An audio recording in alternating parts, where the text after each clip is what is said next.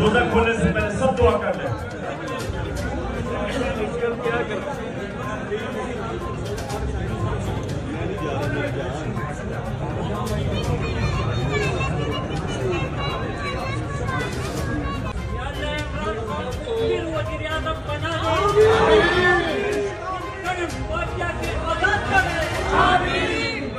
हजार साल जिए, पाकिस्तान के लिए, अवाम के लिए हजार साल जिए।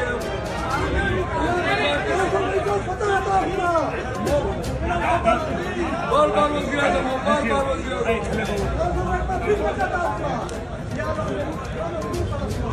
चलो जी, रोजा खोलो, रोजा।